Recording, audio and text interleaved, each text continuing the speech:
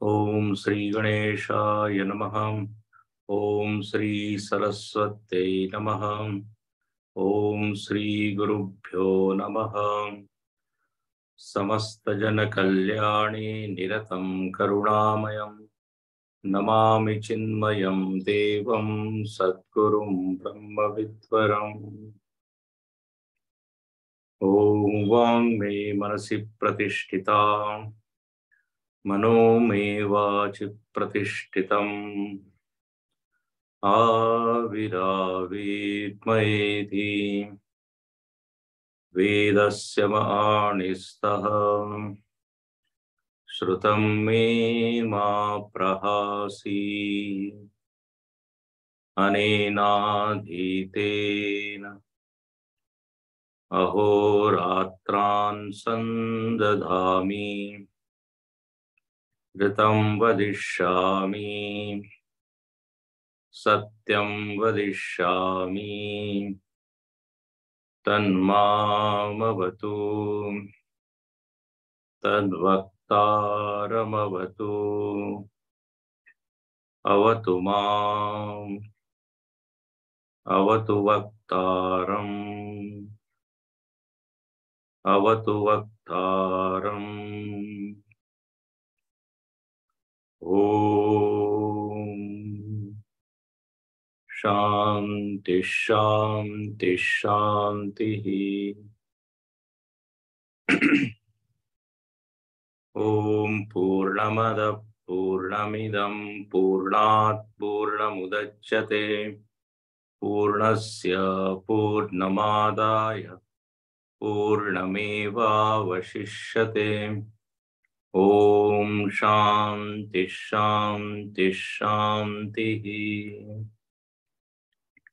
ईशावास्यमिदगं सर्वं यत्किञ्च जगत्यां जगत् तेन त्यक्तेन भुञ्जीथाः मा कृतः कस्य स्विद्धनम् कुर्वन्नेवेह कर्माणि जिजीविषेच्छतगं समाः एवं त्वयि नान्यथेतोऽस्ति न कर्म लिप्यते नरे असूर्यानामते लोकाः अन्धेन तमसावृताः तांस्ते प्रेत्या विगच्छन्ति ये के चात्महनो जनाः।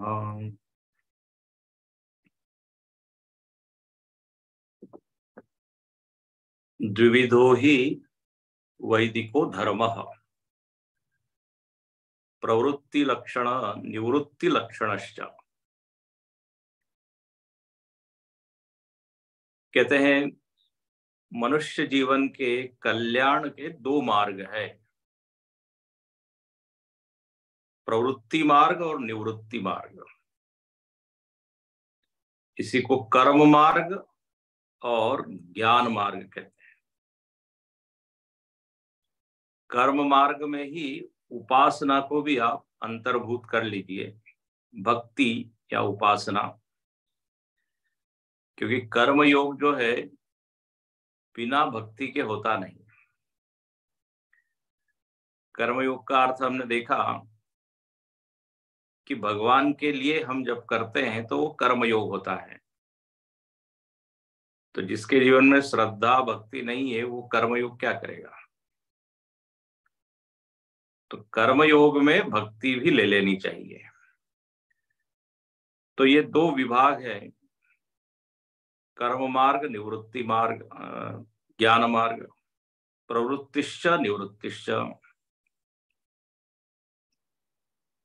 इन दो मंत्रों के अधिकारी प्रथम दो मंत्र हैं, इन दो मार्गों के अधिकारी वो हमने देखा। और अब जो तीसरे लोग हैं जो कुमार्गगामी है, जो मार्गगामी नहीं है, जो केवल भटक रहे हैं,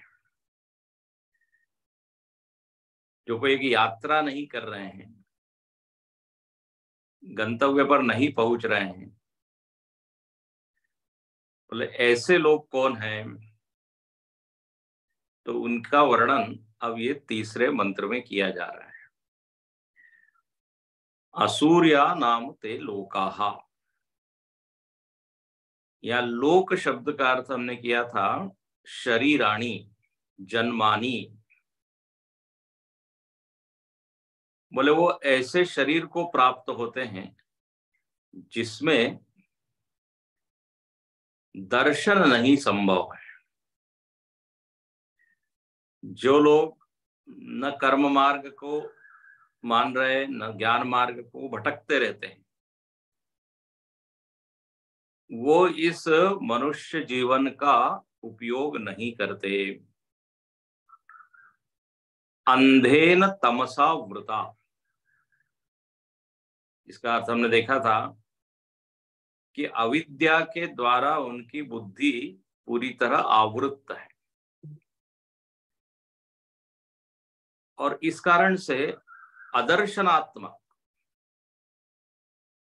जो आत्म तत्व उपलब्ध है, उनका ही स्वरूप है, नित्य प्राप्त है,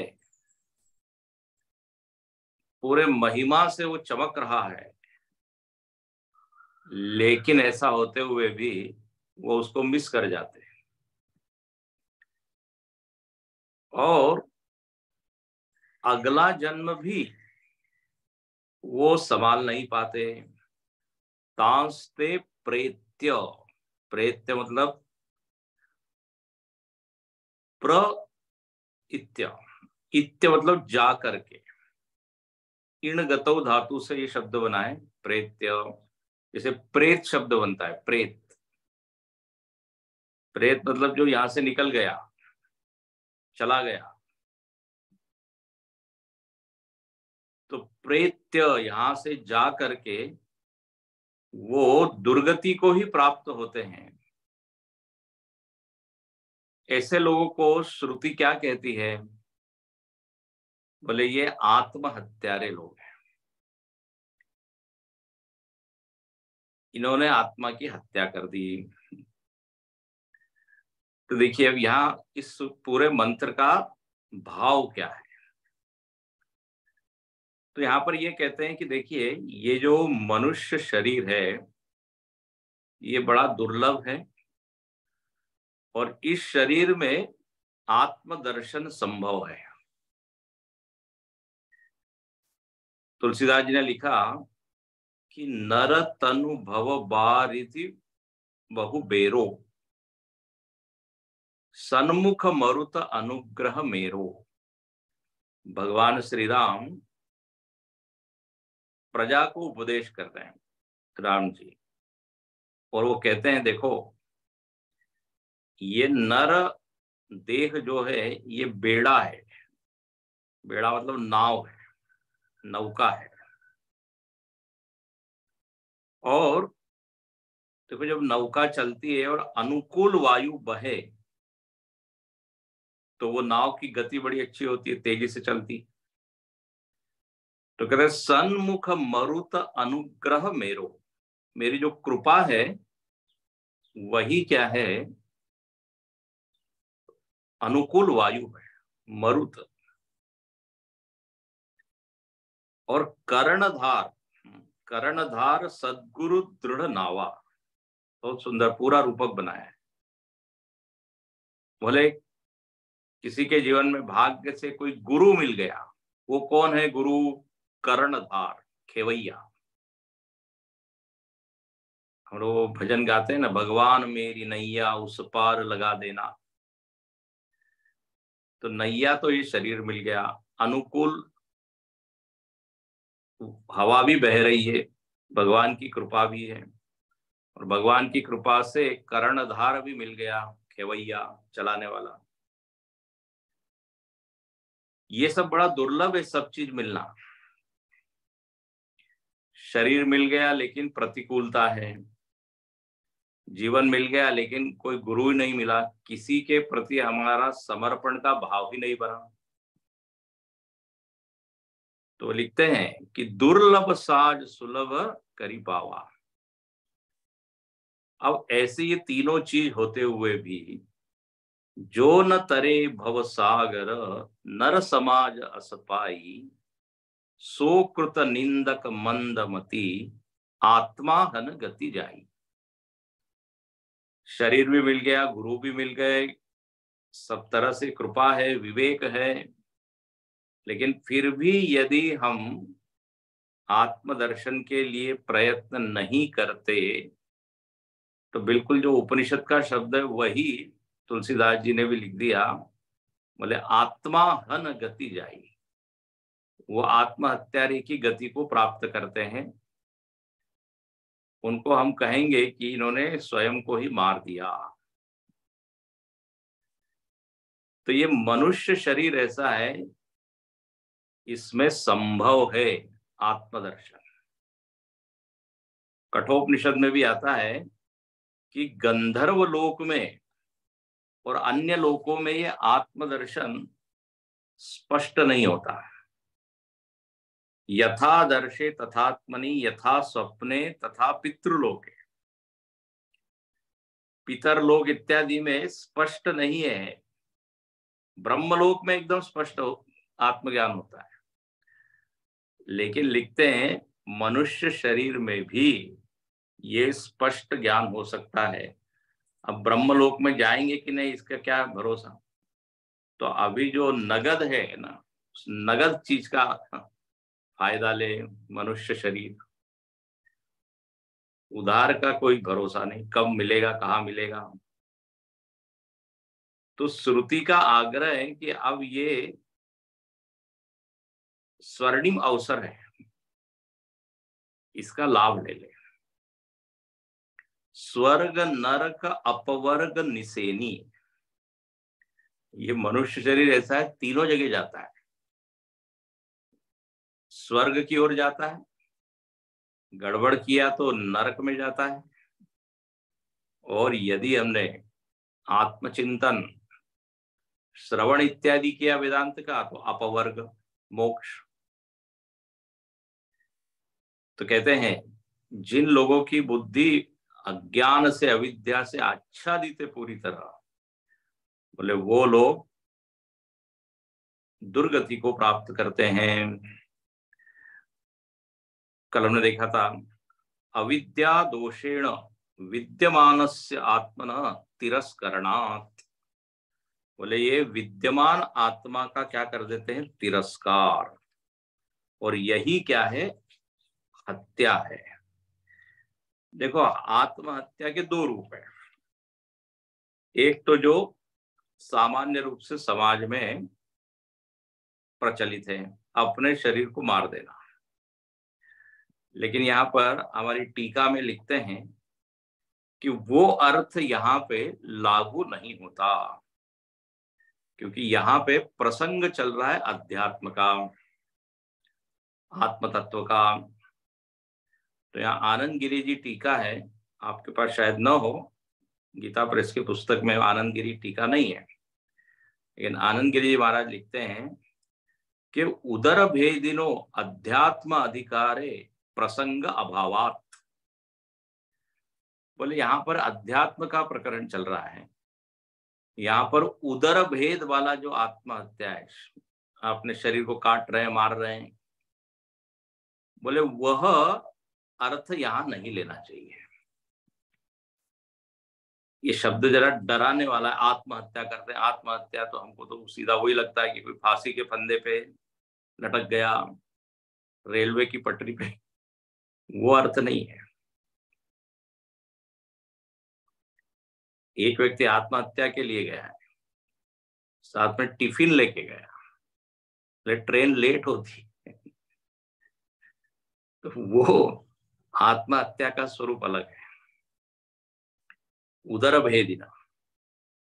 यहां पर आत्मा को महत्व न देना, शरीर में ही मस्त हो जाना, यही आत्महत्या है।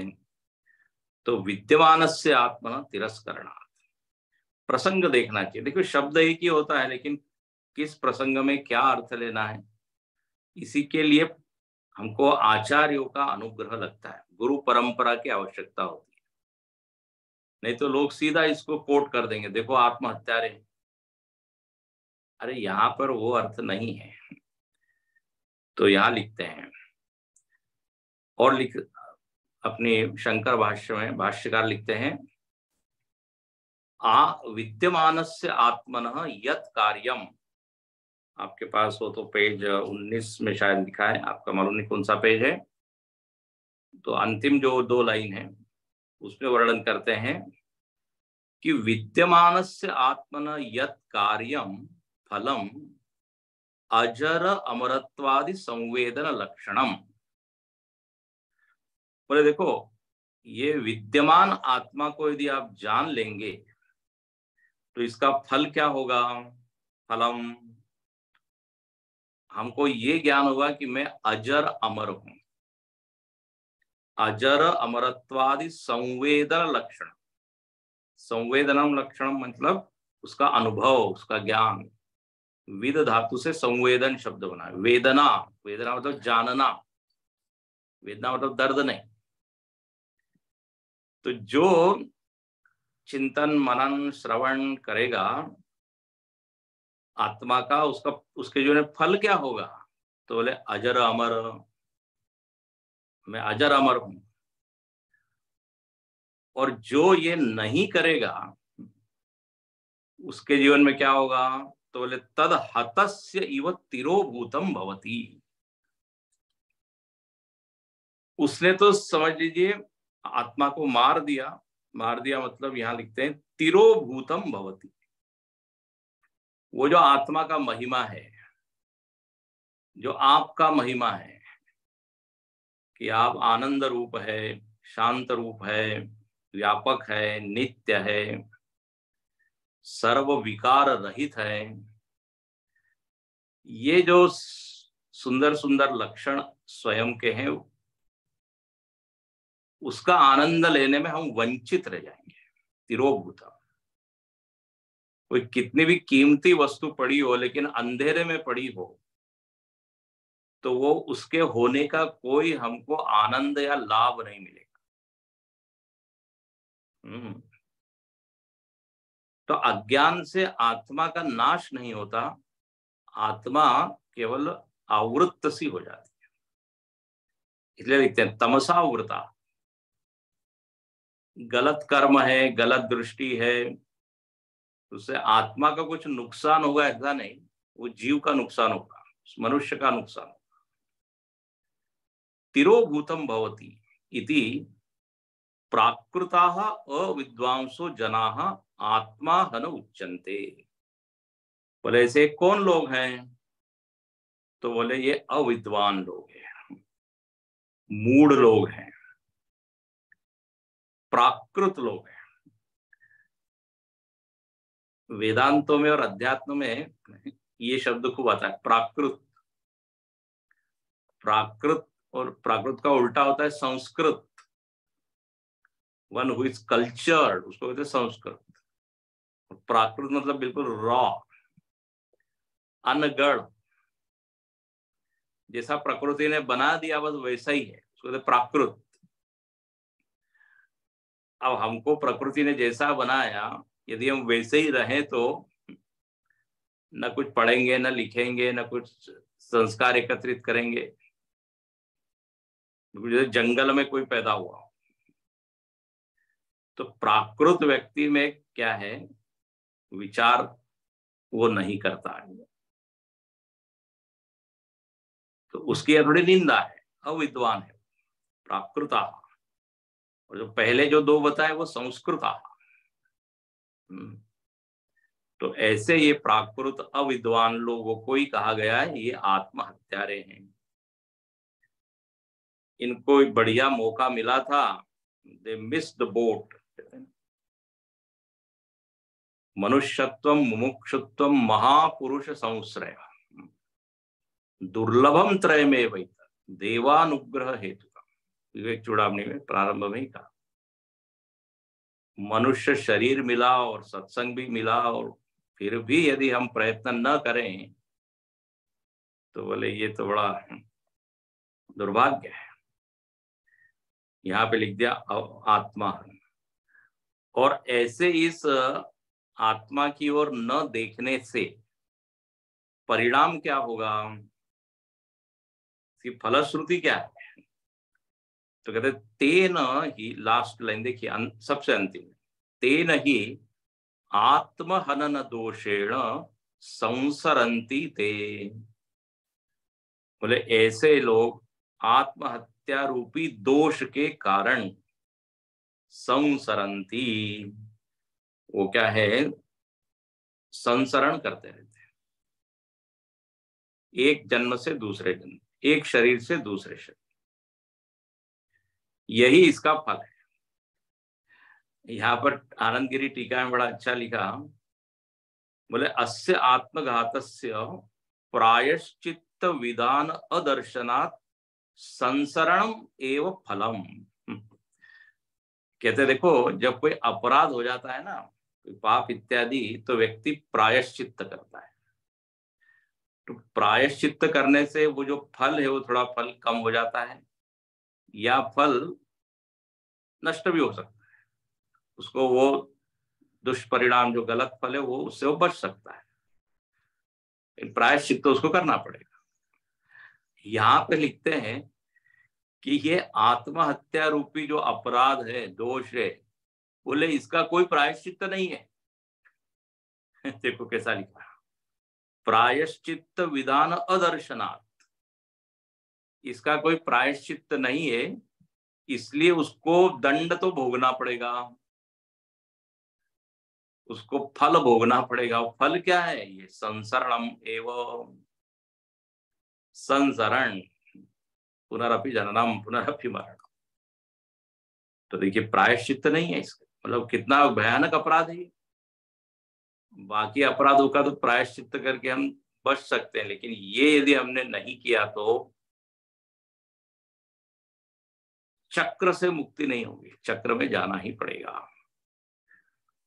और लिखते हैं यथा कर्म यथा सुतम, जैसा हमने कमाया है, जैसा अपने संस्कार बने हैं जैसे, तद अनुसार फिर जाएगा।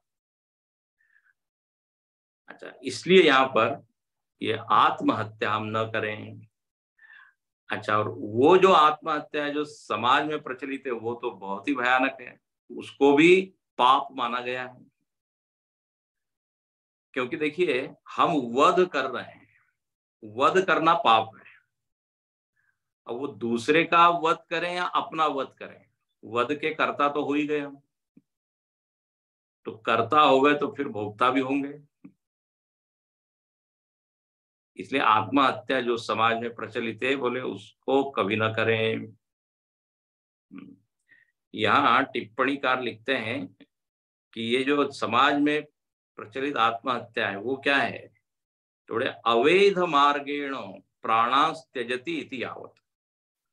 अवैध मार्ग से हम जो अपने शरीर को नष्ट करते हैं तो यह आत्महत्या है।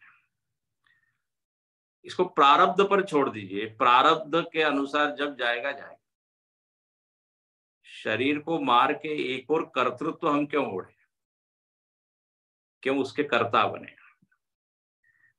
तो बोले वो एक अर्थ होता है, लेकिन वो यहाँ अर्थ नहीं है। यहाँ पर तो भाष्यकार ने लिखा कि कोई कितना भी बड़ा व्यक्ति क्यों ना हो, देव योनि में भी क्यों न वो पैदा हुआ हो, लेकिन वो यदि आत्म तत्व को नहीं जान रहा है तो वो भी असुर ही है। हमने देखा था प्रारंभ में, बिल्कुल पहली लाइन लिखी, परमात्म भाव अद्वयम अपेक्ष देवादयो अपि असुरा। तो योनि को मत देखिए, देव योनि है कि असुर योनि है, दर्शन कर रहा है कि नहीं। देखो मनुष्य योनि को सबसे श्रेष्ठ कहा गया, उसका कारण है कि उसके पास बुद्धि है, विवेक है, वो आत्म तत्व को जान सकता है। तो क्या देवताओं के पास बुद्धि नहीं है? ध्यान से सुनिए, देवताओं को श्रेष्ठ योनि क्यों नहीं कहा? पशु योनि तो चलो छोड़ ही दीजिए, वो तो नहीं कर सकते कुछ, लेकिन देवताओं के पास तो बुद्धि है। तो देव योनि में समस्या क्या है कि वहां पर वो भोगों में इतने रमे हुए हैं, विलासी जीवन है, तो उनका ध्यान दुनिया की ऊंचे ऊंचे भोगों को एंजॉय करने में ही लगे हुए हैं। आप स्वर्ग का वर्णन देखिए, वहां पे वातावरण भोग का है, सब लोग हाथ में गिलास लेके घूम रहे हैं, नृत्य आदि चल रहा है। तो ऐसे वातावरण में आत्मचिंतन, आत्म मनन कहाँ होगा? समाज में भी हम देखते हैं, इसी लोक में, इसी समाज में काफी समृद्ध है, धन संपत्ति खूब है, उस मामले में कोई कमी नहीं है, लेकिन वो अध्यात्म चिंतन करने में बिल्कुल भी रुचि नहीं लेते।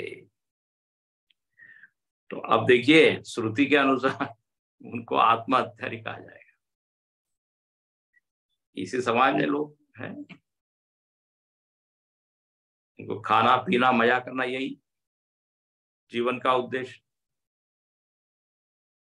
तो कहते हैं पैमाना क्या है श्रेष्ठता का,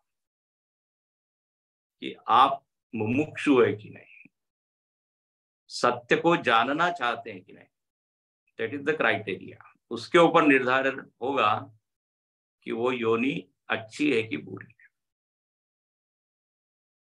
तो देव से लेके स्थावर तक ये सब योनियां हैं, इसमें ही भटकते रहेगा वह जीव, यदि उसने तत्व की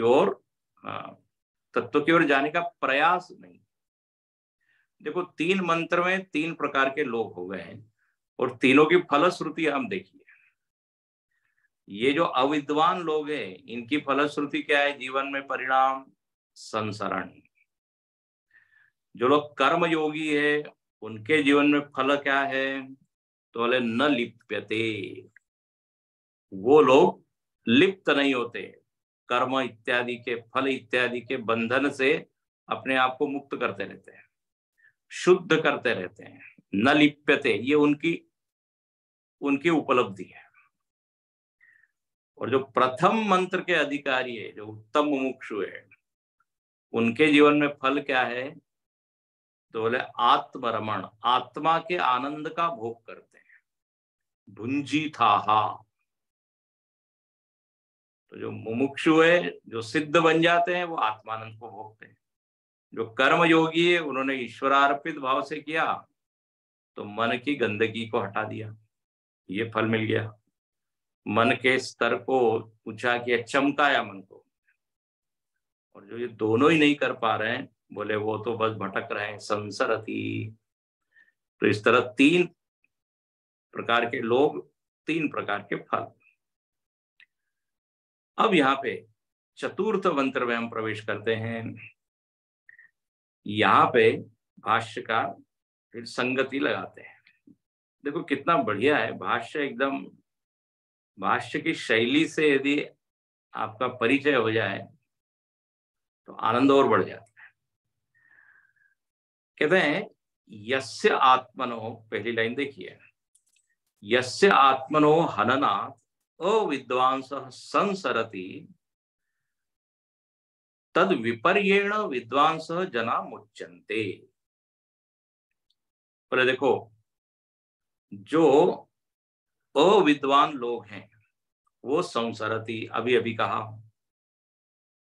संसरण होता है। और तद विपर्येण, इसके विपरीत, विद्वांस जना मुच्यन्ते, जो विद्वान है, ज्ञानी लोग है, वो मुक्त होते हैं। तो बोले अविद्वान क्यों संसरण करते हैं?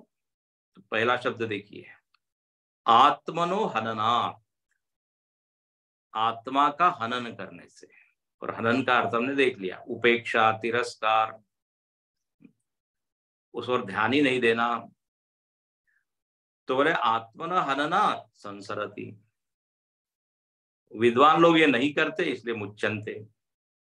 लेकिन अब प्रश्न यहां पर यह है कि जिस आत्मा का ये लोग हनन करते हैं, जिस आत्मा की ओर देखते नहीं है, वो आत्मा का क्या स्वरूप है, ये तो आप बताइए।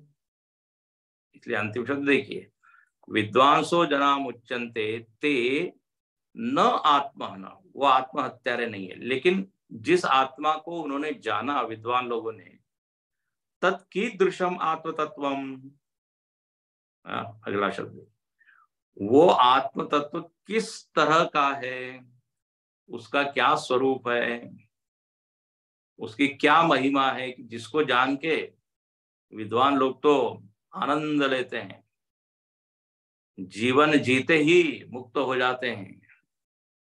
तो बोले वो आत्मा का जरा आप परिचय तो कराइए, तो फिर हम भी जरा उसको जानने का प्रयत्न करें। जो भगवान की महिमा को जानता है फिर वो भक्ति करता है, जिसने महिमा जाने ही नहीं वो क्या करेगा। जाने बिनु न होई परतीति, परतीति बिन होई न प्रीति। जिसको आपने जाना ही नहीं उसके ऊपर क्या विश्वास करोगे, और जिसके ऊपर विश्वास ही नहीं है उससे क्या प्रेम करोगे। तो इसलिए अब श्रुति माता स्वयं इस आत्मा का परिचय कराती है। और अब देखिए यहां से, है ना, आत्मज्ञान मतलब आत्मा के स्वरूप का वर्णन शुरू। अभी तक समाज में जो लोग हैं अलग अलग, उनकी चर्चा हुई और वो क्या करते हैं उसकी चर्चा हुई। हालांकि एक शब्द आया था आत्मा के लिए, पहला ही शब्द था ईशावास्यम, जो ईश्वर पद का अर्थ वहां किया था आत्मा, सर्वजंतु नाम आत्मा। वो आत्म तत्व सब में अधिष्ठानत्वेन, अधिष्ठान रूप से व्याप्त है, मुमुक्षु उसको जान लेता है। तो वही जो ईश पद का अर्थ था, उसी ईश पद का समझ लीजिए विस्तार से यहाँ पे वर्णन किया जा रहा है। जो वो व्यापक आत्मा है, जो व्यापक तत्व है, उसका क्या स्वरूप है, तो सुनिए। चतुर्थ मंत्र, अनेजदेकं मनसो जवीयः, अनेजदेकं मनसो जवीयः, नैनद्देवा आप्नुवन् पूर्वमर्षत्, नैनद्देवाप्नुवन् पूर्वमर्षत्, तद्धावतोऽन्यानत्तेति तिष्ठत्, तद्धावतोऽन्यानत्तेति तिष्ठत्, तस्मिन्नपो मातरिश्वा दधाति, तस्मिन्नपो मातरिश्वा दधाति। बोले तत्कीदृशम आत्मतत्वम, तो बोले ईदृशम, किस तरह के आत्मा को जान के व्यक्ति मुक्त होते हैं विद्वान लोग, तो बोले सुनिए। तो यहां आत्मा के कुछ 6-7 लक्षण बताए, आत्मा को दिखाने वाले, निर्देशन करने वाले शब्द है। इन सारे शब्दों का अर्थ आत्मा है। अच्छा, तो बोले जरा सुनाइए। तो पहले लिखते हैं अनेजत, आत्मा का एक नाम क्या, अनेजत। अनेजत के ऊपर भाष्यकार लिखते हैं न एजत इति अनेजत, जो एजत नहीं है वो है अनेजत। हाँ, तो बोले लेकिन एजत ये शब्द कहां से बना, तो व्युत्पत्ति अर्थ करते हैं, व्युत्पत्ति से अर्थ बताते हैं। बोले एज्रु कंपने, एक धातु है एज्रु। एज्रु का अर्थ होता है कंपन, कांपना, हलचल करना। तो एजत मतलब कांपना, अनेजत मतलब न एजत, जो कांपता नहीं है। इसलिए यहां लिखते हैं कंपनम चलनम, कंपनम एज्रु धातु का अर्थ है कांपना, कंपनम, चलनम दूसरा एक शब्द देते हैं। बोले कांपना शब्द नहीं समझ रहा है, चलनम जिसमें हलचल है, क्रिया है, मूवमेंट है, चलनम। बोले जिसमें चलनम नहीं है वो है आत्मा, है ना। अनेजत, अनेजत शब्द का अर्थ हुआ जो कांपता नहीं है। ओ चलो, जो कांपता नहीं है उसका थोड़ा और भी विस्तार कीजिए, क्या मतलब क्या है? मतलब उसको ठंड नहीं लगती? क्योंकि ठंड से व्यक्ति कांपता है, डर लगता है तो कभी कभी कांपता है। वे पतुष्ट शरीरे में, अर्जुन जो है वो विषादग्रस्त हुआ तो हाथ पैर उसके कांपने लगे। डर के कारण व्यक्ति कांपता है। भाषण देने के लिए खड़ा होता है तो हाथ पैर कांपते हैं। तो बोले आत्मा इस तरह से कांपता नहीं है? बोले नहीं, कांपना नहीं, मतलब भाष्यकार उसको और अच्छे से करते हैं अर्थ, चलनम स्व अवस्था प्रच्युति वर्जितम। ये देखो कितना खोल के एकदम अपने लिए नहीं छोड़ते हैं भाष्यकार कि आप कुछ मन से कुछ अर्थ ले लो, बिल्कुल पकड़ा देते हैं, बोले ये अर्थ है। एजरो मतलब कांपना, कांपना मतलब चलना, और चलना मतलब क्या? अपनी अवस्था से नीचे गिरना, हटना। स्व अवस्था प्रच्युति, इसको कहते चलना। और तद वर्जितम, ये यदि नहीं है तो क्या बोलेंगे? वो कांप नहीं रहा है, चल नहीं रहा है। तो आत्मा अपने अवस्था से, अपनी स्थिति से कभी भी नीचे नहीं आता। इसलिए भगवान कृष्ण का एक नाम है अच्युत, जो कभी च्युत नहीं होता, नीचे नहीं आता। और भाष्यकार इसका फाइनल अर्थ दे देते हैं, अंतिम अर्थ, सर्वदा एक रूपम इत्यर्थ। क्या सुंदर है। तो अनेजत का अर्थ हुआ सर्वदा एक रूपम, एक रस, एक सा वो बना रहता है। आप चाहे तामसिक हो जाए, राजसिक हो जाए, आत्मा तामसिक राजसिक नहीं। हमारा भले ही पतन हो जाए, ध्यान से सुनिए, अपना मन गिर जाता है, तो मन गिरने से आत्मा नहीं गिरता। चैतन्य तद जस के तस, इसलिए प्रसिद्ध वाक्य है, बोले राम में भी वही आत्मा है, रावण में भी वही आत्मा है।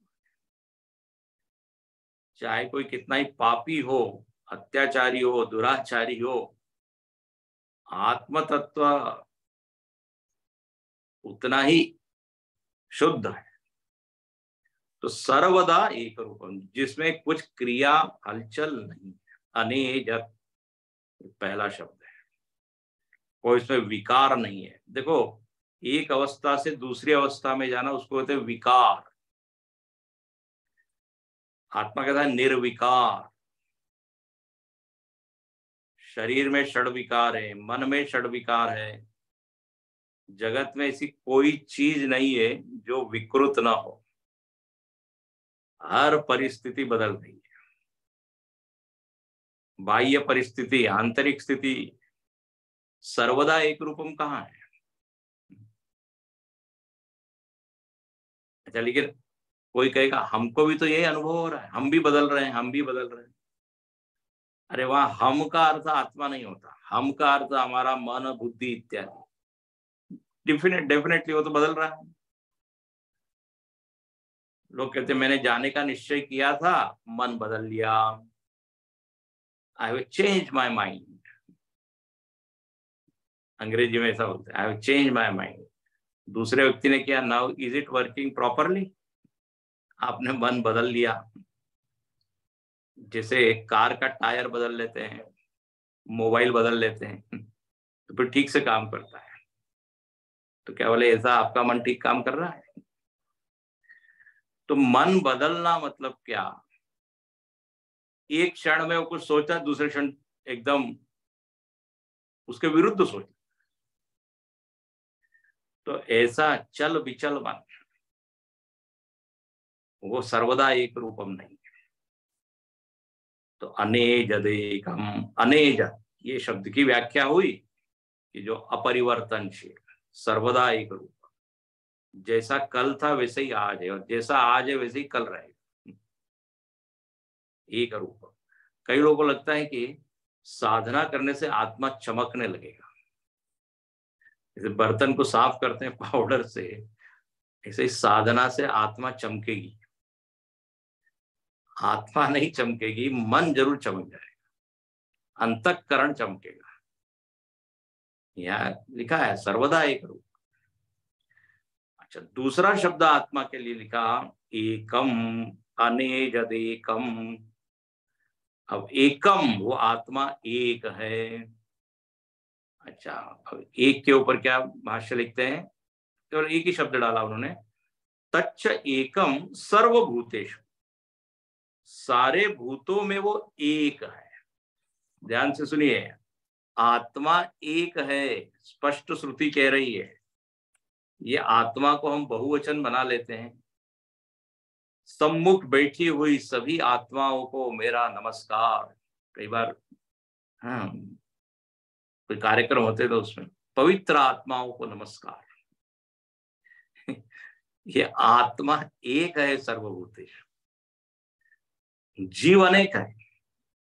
हाँ, 50, 100, 60 सब जीव हैं, उनको आप प्रणाम कीजिए, उसमें बहुवचन बोल सकते हैं। लेकिन आत्मा तो क्या है, एक है। जैसे विद्युत एक है, चाहे उपकरण हजारों हजारों बल्ब जल रहे हैं तो हजारों थोड़ी इलेक्ट्रिसिटी हो।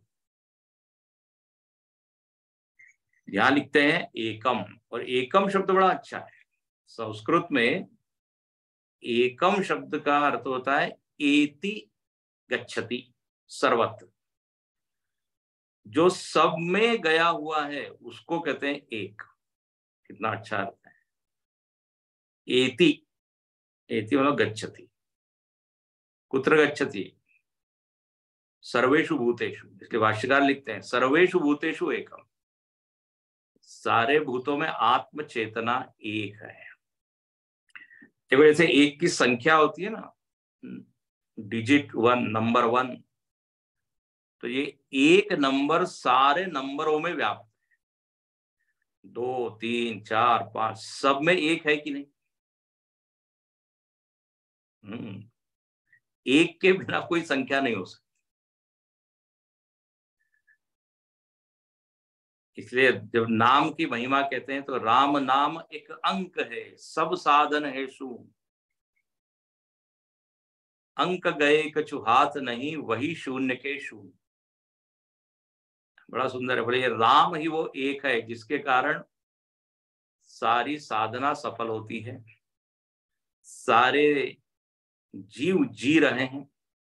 यदि वो नहीं हो तो शून्य हो जाए सब। आप चेक लिखिए और बहुत सारे शून्य लिख दीजिए, 10, 20 शून्य, उसकी कोई कीमत नहीं। लेकिन यदि एक शून्य और उसके आगे यदि एक आंकड़ा लिख दिया जाए तो शून्य की वैल्यू हो जाती है 10, 2 शून्य की हो जाती है 100। तो ऐसे ही ये आत्म चैतन्य सबसे कीमती है। इसी के कारण सारी चीजों की कीमत है। नहीं तो लिखते हैं भार्या विव्यति तस्मिन काये। आत्म चैतन्य वहां व्यक्त नहीं होता जिस शरीर में, वो शरीर बड़ा भयानक हो जाता है। लोग कहते हैं जल्दी जल्दी ले चलो। तो एकम, एकम सत विप्रा बहुधा वदंती, प्रसिद्ध वाक्य। एक ही है, सत्य एक ही है, लेकिन उसको अलग अलग ढंग से बोलते हैं। लेकिन कौन अलग अलग ढंग से बोलते हैं? विप्राह, विप्राह बहुधा वदंती, न तो मूर्खा। जो जानने वाले लोग हैं वो एक ही तत्व को अलग अलग रूप से अनुभव करते हैं, जानते हैं, और ऐसा उसी के रूप है। लेकिन मूढ़ लोगों को ये बात पकड़ में नहीं आती। तो तच्च एकम, अभी तो इसका खूब आगे भी वर्णन आएगा। तो आत्मा किस प्रकार का है, तो 2 शब्द आ गए, अनेजत एकम। अच्छा बोले, फिर अब तीसरा लक्षण, मनसो जवीय। बोले ये आत्मदेव कैसे हैं? मनसः जवीय, मन से भी तेज चलने वाले हैं। ओहो, इनसे तेज कोई नहीं चलता। मनसः जवीय, जवीय मतलब तेज। जैसे हनुमान जी के लिए आता है ना श्लोक, मनोजवम मारुततुल्य वेगम, मनोजवम। अरे मन की गति से चलने वाले हैं। तो कहते हैं ये आत्मा मन से भी तेज है। बोले मन किसको कहते हैं, थोड़ा ये भी बता दीजिए पहले। फिर यहाँ पे देखिए भाष्यकार अपने ऊपर नहीं डोल छोड़ देते, बोले आप समझो। यहाँ लिखते हैं मन मतलब संकल्पादि लक्षणात्।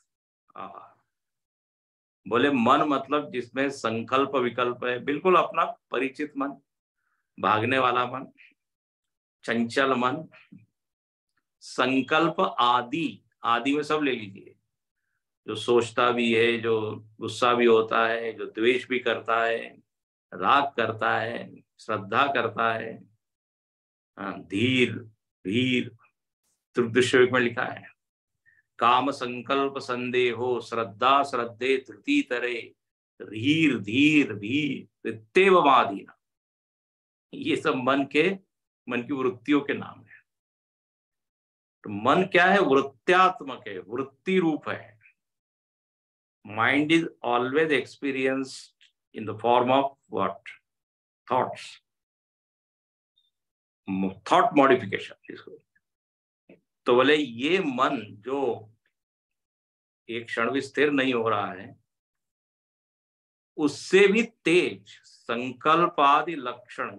मन का लक्षण क्या है, जिसमें संकल्प विकल्प हो रहे हैं, भावनाएं आ रही है, ऐसा ये लक्षण वाला मन, उससे भी तेज कौन है, ये आत्म तत्व है। संकल्पादि लक्षणा जवीय जववत तरम। ओ, बहुत फास्ट दौड़ता है। अब लोग कहते हैं मन की गति इतनी तेज है, तो आत्मा मन से भी तेज। ओहो, कथम विरुद्धम उच्यते। अब देखो यहाँ भाष्यकार ने प्रश्न कर, बोले ये श्रुति माता एकदम विरोधी वाक्य बोल रही है, एक ही श्वास में दो विरोधी वाक्य,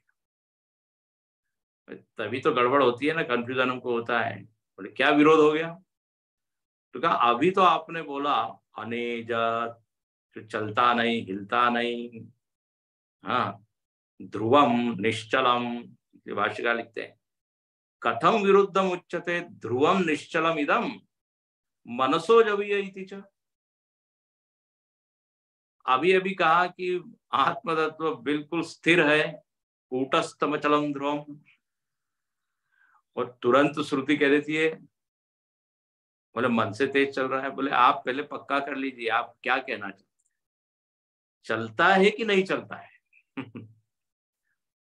अच्छा, और चलता है तो भी आप कह रहे हो इतना तेजी से कि मतलब सबसे तेज चलने वाली चीज मन, उससे भी तेज, इतना स्विफ्ट है, इतना तीव्रगामी है। तो फिर या तो आप पहला जो स्टेटमेंट है वो बदल लीजिए। बोले नहीं नहीं, हमने जरा गलत बोल दिया, वो एजत चलता है,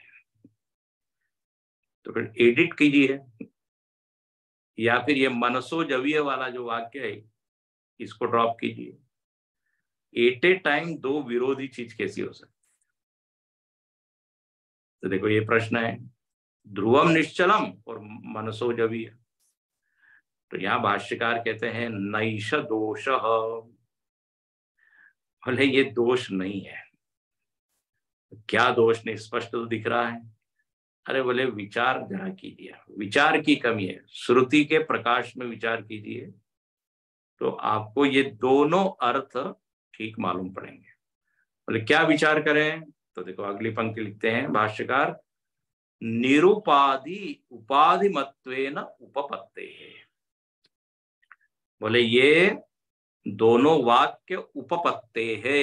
उपपत्ते मतलब उपपन्न होते हैं, सार्थक होते हैं, सत्य है, इसमें कोई दोष नहीं।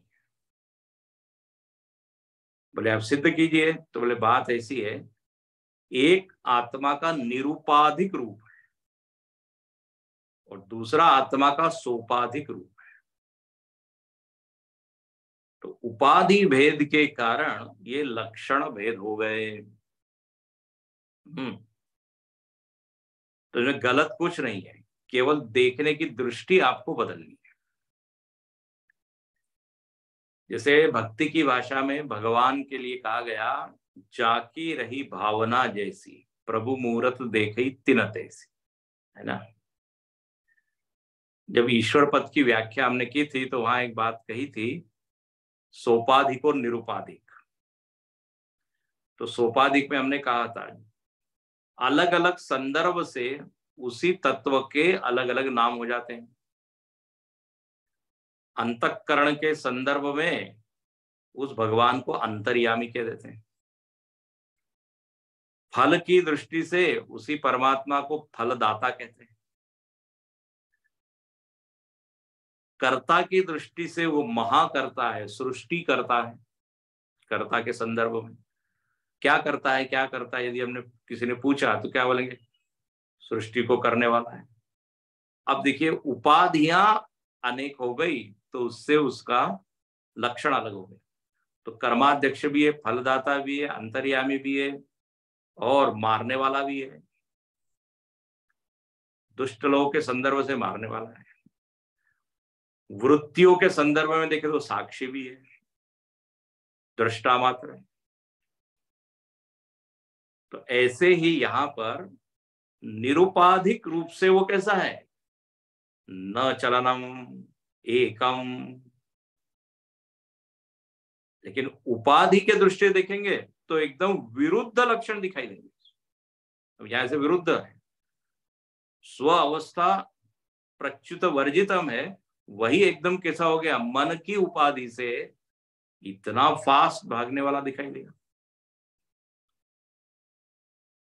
तो सोपाधिक और निरुपाधिक ये जरूर शब्द पकड़ के रखिएगा, तो कोई भ्रम नहीं होगा। नहीं तो विरुद्ध अर्थ आ जाते हैं तो लोग कंफ्यूज हो जाते हैं, बोले ये उपनिषद गीता क्या है, कभी ये कहते हैं कभी ये कहते हैं। तो यहां लिखते हैं निरुपाधि उपाधि मत्वेन उपपत्ते, ये दोनों शब्द सार्थक होते हैं, लागू हो जाते हैं आत्मा में, केवल बस दृष्टि अलग है। लिखते हैं तत्र निरुपाधिकेन स्वेन रूपेण उच्यते अनेजत एकमिति। देखो खुद स्पष्ट करते हैं, बोले निरुपाधिक रूप से यदि आप देखे जाए, जैसा आत्मा है वैसा ही आप देखें विदाउट एनी कंडीशनिंग, तो फिर कैसा है, बिल्कुल सर्वदा एक रूपम है, स्थिर है, एक है। और यदि मन की उपाधि आप जोड़ लें और फिर आत्मा को देखें तो महाराज, तो फिर मैं चल रहा हूं ऐसा हमको अनुभव होता है। भाष्यकार लिखते हैं, इसको हम पढ़ के पूर्ण करें। मनसो अंतःकरणस्य संकल्प विकल्प लक्षणस्य उपादेः अनुवर्तनात्। बोले क्या होता है, ये मन की उपाधि से आत्मा को जब आप देखते हैं तो ये आत्मा जो है ना मन का अनुवर्तन करते हुए दिखता है। अनुवर्तन मतलब मन जहां जाता है वहां मैं गया, ऐसा अनुभव। जाता मन है लेकिन हम क्या कहते हैं, मैं गया बद्रीनाथ, मैं गया। हम बैठे हैं और बद्रीनाथ का चिंतन कर रहे हैं, अरे क्या कर रहे हो, अरे बोले मैं कहा चला गया था थोड़ी देर के लिए, बद्रीनाथ। अनुवर्तन, किसका अनुवर्तन, मन का। और ये मन क्या है, तो बोले जो अंतःकरण है, संकल्प विकल्प लक्षणा वाला है, ये मन इधर उधर भागते रहता है। और आत्मा भी फिर भागता हुआ, तो या भागता हुई आत्मा दिखती है। आत्मा मतलब मैं। ओ आप कहते देखिए मन से कोई फास्ट है नहीं चलने वाला, ना कहते मन की गति। ये तो अच्छा है, ओलंपिक में मन जो है ना भाग नहीं लेता, नहीं तो पहला नंबर इसी का आएगा।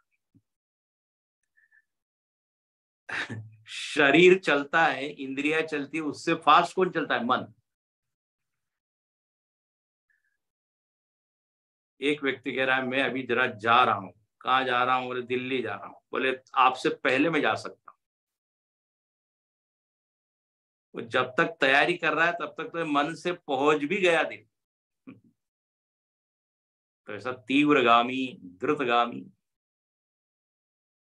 तो मन के पीछे चैतन्य है। इसको देखेंगे अगले प्रवचन में। वो अनुवर्तन करता है। तो उपाधि रूप से जब आत्मा को देखेंगे तो उसमें सब कुछ सारे लक्षण दिखते हैं। वो सुखी दुखी, चलने वाला, मरने वाला, गिरने वाला, सब दिखता है। जैसे आप प्रतिबिंब देख रहे हैं, आईना जैसा होगा वैसा आपका प्रतिबिंब दिखाई देगा कि नहीं? प्रतिबिंब मतलब सोपाधिक रूप है। प्रतिबिंब आईने की उपाधि से हम अपने आप को देख रहे हैं। आईना टेढ़ा मेढ़ा तो हम भी टेढ़े मेढ़े।